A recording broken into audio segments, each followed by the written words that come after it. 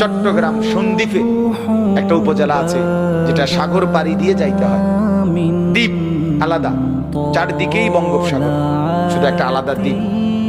ওইখানে প্রায় 7-8 লক্ষ মানুষের বসবাস।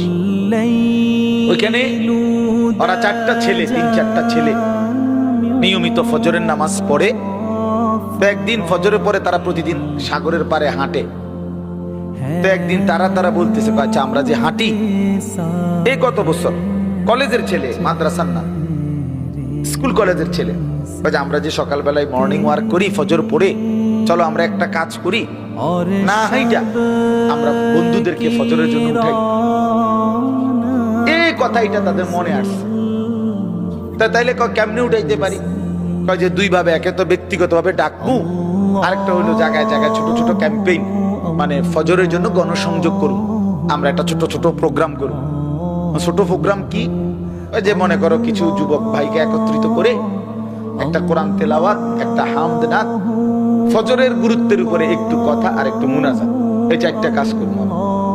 এই ফয়সালা নিয়ে এখন এটা লিখবো, মানে এই যে 4টা কাজ, কোরআন শরীফ তিলাওয়াত, একটা হামদ নাত, ফজরের উপরে একটু গুরুত্ব আর একটা দোয়া, এই কথাটা লিখবার জন্য তারা বললো যে এটা আমরা লেখা দরকার, নাহলে তো সিদ্ধান্তটা যে আমরা যেটা করবো এখন কাগজ নাই।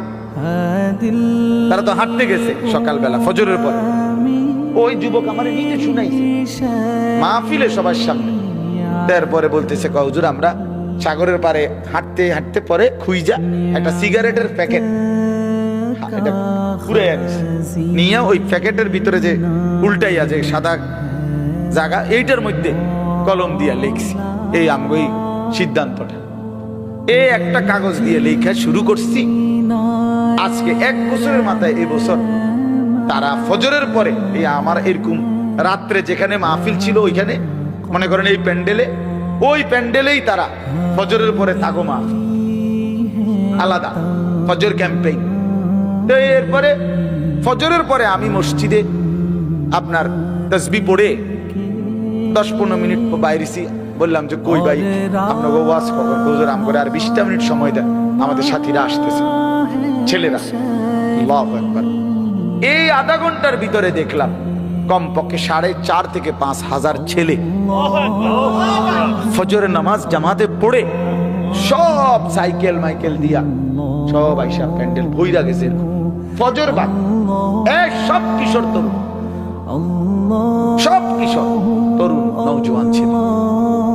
তাইলে মানুষ কি করতে না পারে? 4টা ছেলের একটু ছোট্ট ফিকিরে, এই কয়েকজনের ফিকিরে তারা বলতেছে যে এখন আমাদের এখানে এই অগণিত ছেলে আলহামদুলিল্লাহ আমাদের উপজেলায় ফজরের নামাজ জামাতে পড়ে।